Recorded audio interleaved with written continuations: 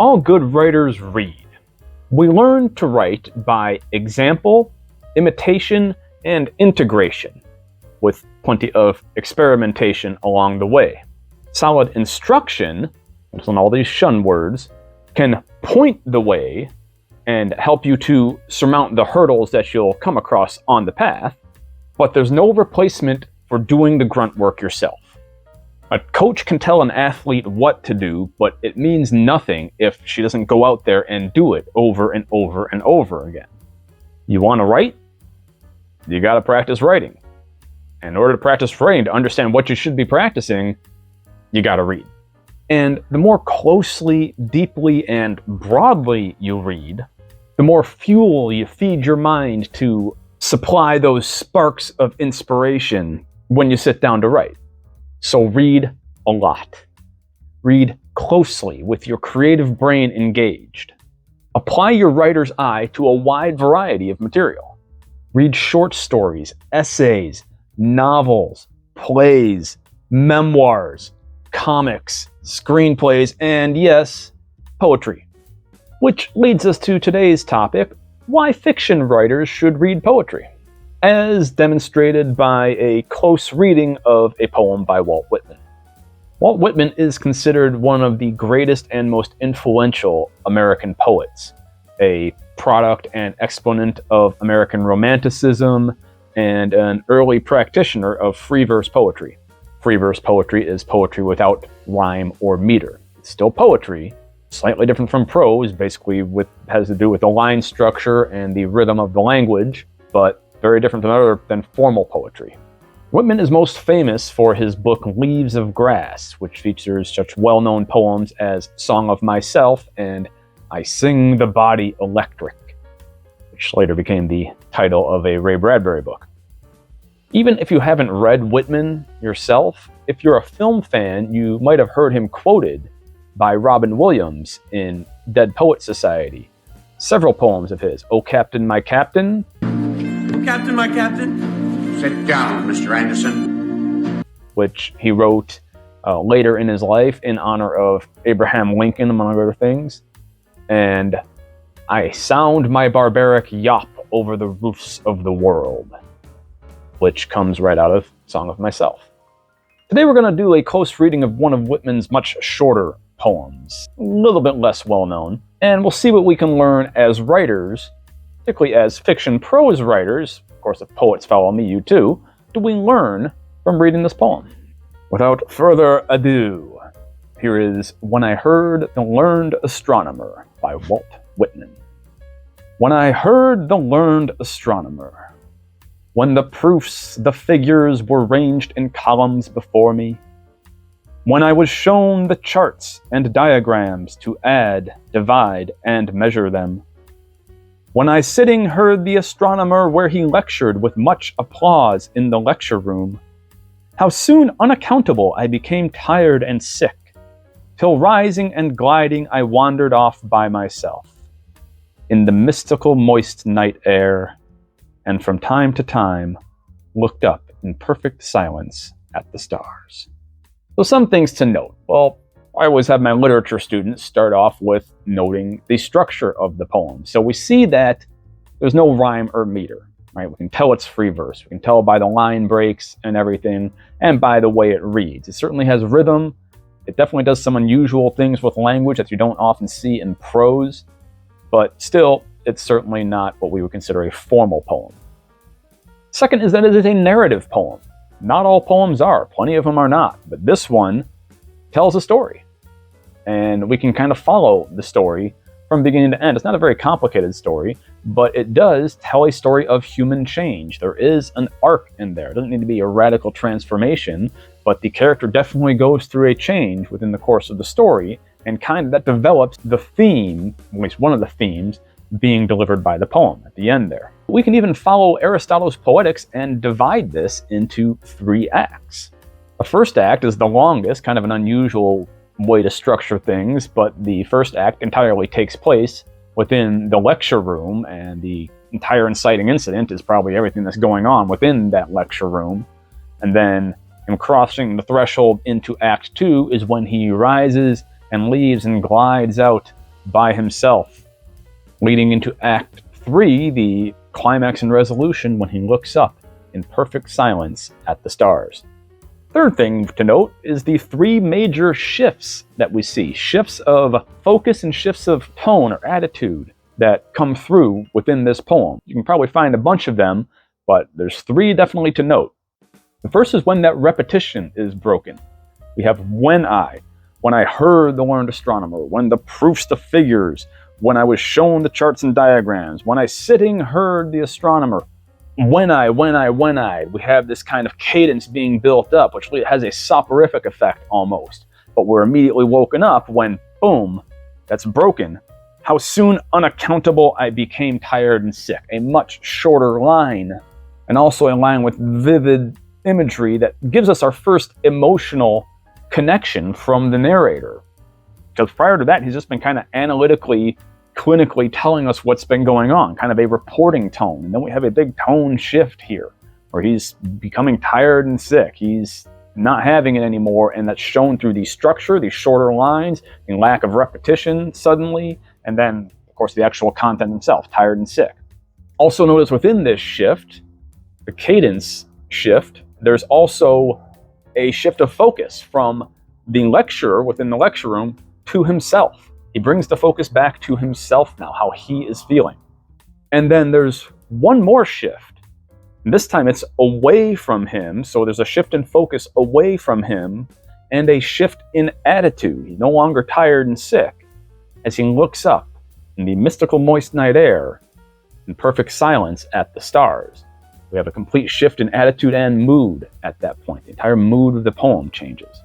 Well, the fourth thing to note, and this is following right off of those three shifts, following right off of that recognition of story structure within this poem, is the setup, the payoff, and the ironic juxtaposition. All of those things I talked about in my very first video on this channel about what the secrets of story are.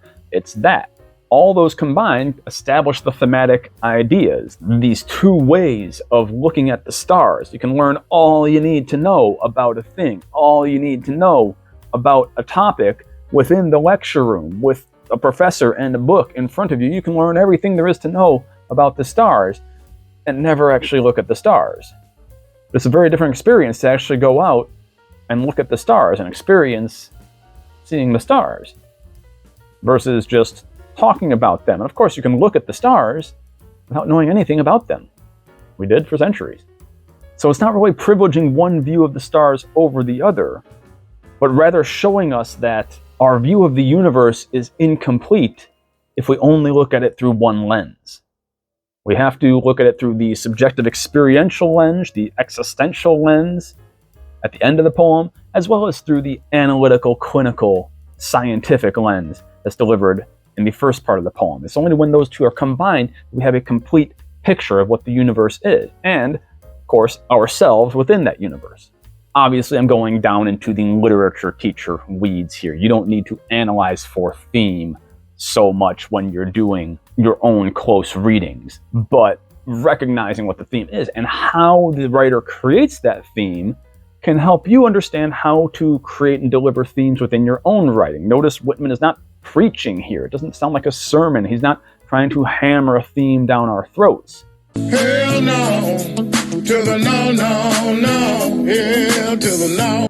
He's letting us feel it and experience it for ourselves and come to our own conclusions about it. What I just gave you is kind of my conclusion about the theme of the poem, but yours may be different. Many people's may be different. That's okay. There's not just one right way to possibly read the poem. There's all sorts of different meanings it can have for various readers. That's kind of the literary aspect of it.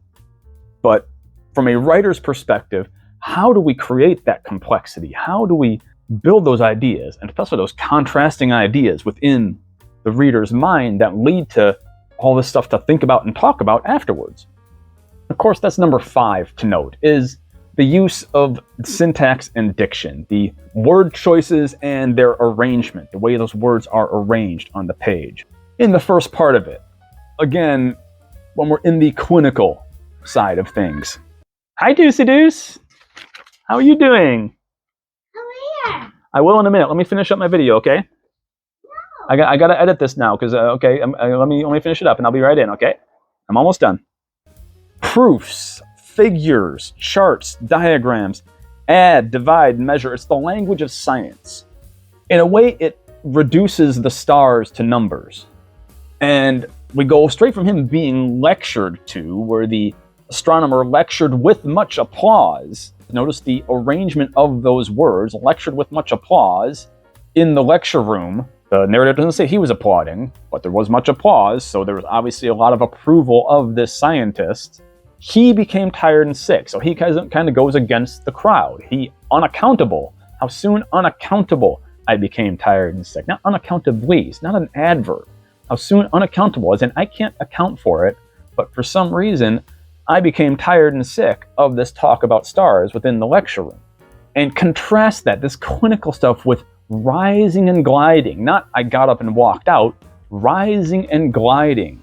And it goes out into the mystical moist night air. Notice the alliteration there, as well as the imagery created. Mystical moist night air. And looked up in perfect silence at the stars. Without all the complexity, without all the numbers, the proofs, the facts, the figures, he has perfection. Well, almost a Buddhist way of looking at things, right? Perfection in perfect silence at the stars, a perfect wholeness. So the way he spreads things out and then draws them back together, and it's even seen in the structure of the poem. It starts out wide and it gets narrower later on. All of that is part of delivering these messages. Also, notice how the second half of the poem is more active. Whereas the first half of the poem, we have a couple of active verbs. When I heard, when I sitting heard, where he lectured.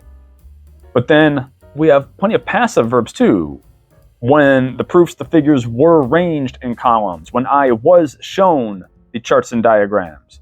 When I sitting heard. So even when he's active, he's being passive. Very passive in the first half of the poem.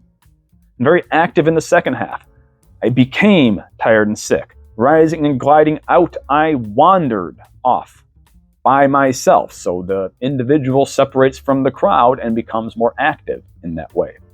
And from time to time, looked up. I looked up is implied. I looked up at the stars.